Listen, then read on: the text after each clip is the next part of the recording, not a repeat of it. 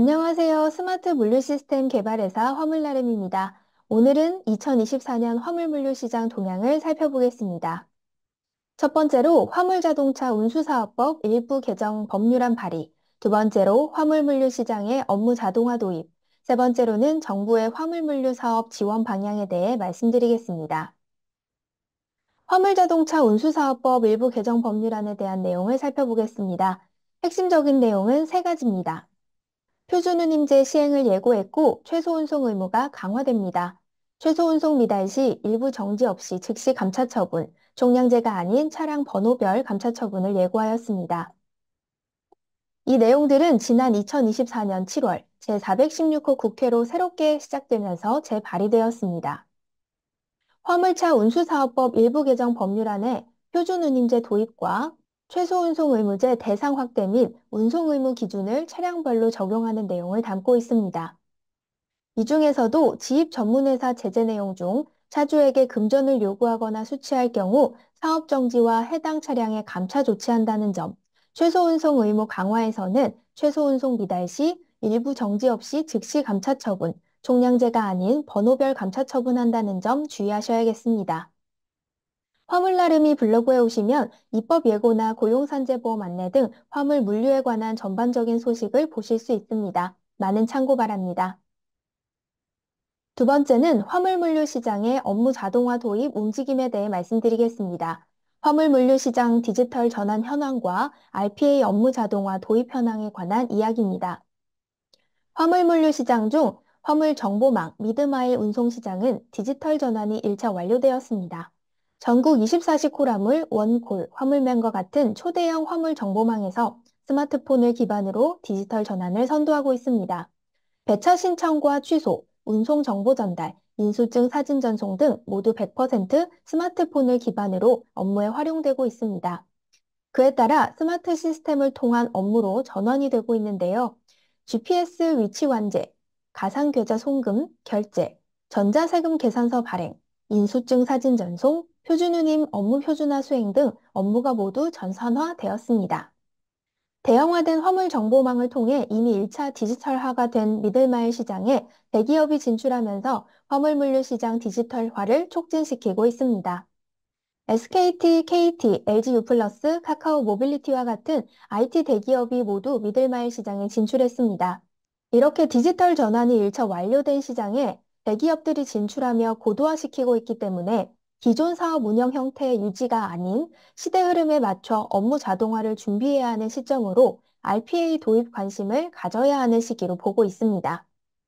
RPA 업무 자동화는 화물물류 시장뿐 아닌 금융, 제조, 유통, 인사, 의료, 공공부문 등 대부분 영역에서 도입되고 있습니다.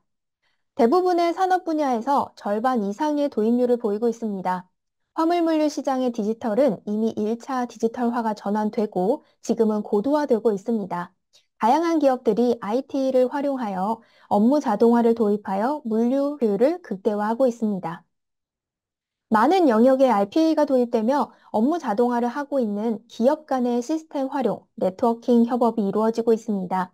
대기업의 미들마일 시장 진출과 디지털 전환으로 인해 거래 시 사람 대 사람에서 자동화 거래가 일반화되고 고객과의 연결 방식 또한 자동화될 것입니다. 업무 자동화 시스템 도입을 준비하지 않으면 네트워킹이 되지 않아 물량 조달이 어렵고 고립될 가능성이 큽니다. 사업 운영의 디지털 자동화 시스템 도입을 꼭 한번 고려해 보시기 바랍니다. 다음으로는 정부의 물류사업 지원 방향입니다. 산업통상자원부와 산업단지공단의 노후산단 최신화 사업인 스마트 그린 산업단지와 정부, 지자체가 지원하는 녹색물류, 공동화 물류 촉진의 디지털 물류 실증 사업이 있습니다. 노후산업단지 지원 정책으로 스마트 그린 산단 촉진 사업의 사업 대상은 전국 18개 지정 산단이고 핵심 내용은 스마트 물류 플랫폼으로 공동화 물류를 만들어 공동작업, 공동시설로 운송 횟수 등을 낮추고 물류비를 낮추는 겁니다. 사업비 규모는 연간 50억, 3년간 150억 원이 투입됩니다. 지금 보시는 그림 형태가 스마트 물류 플랫폼의 구성입니다. 화물나름이의 스마트 물류 플랫폼 구성이기도 한데요. 화물나름이 역시 정부의 사업 목적과 같은 목적으로 위와 같은 스마트 플랫폼을 이미 구축하였고 공동화 물류와 물류비 절감에 힘쓰고 있습니다. 다음은 디지털 물류 서비스 실증 사업입니다. 국토교통부와 전국 지자체가 함께 지원합니다. 국고 보조와 지방비로 지원하여 지원 규모는 한 건당 10억으로 4건 이상 40여억 원이 보조됩니다.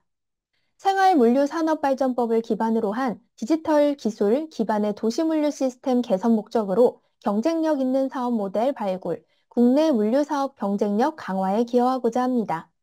디지털 물류 실증 사업의 필수 요소는 네트워크입니다.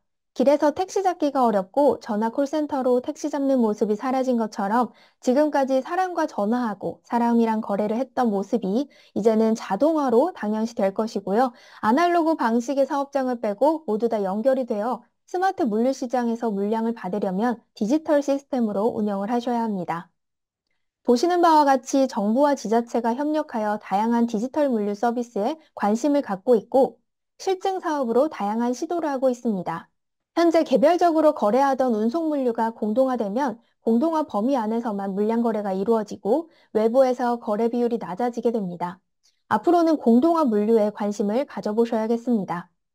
오늘은 2024년 동향을 전해드렸습니다. 변화하는 화물 물류에 대비하여 도움이 필요하시거나 우리 회사에 맞는 어떤 솔루션이 있는지 이야기 나눠보실 분들은 화물 나름이로 연락주세요. 감사합니다.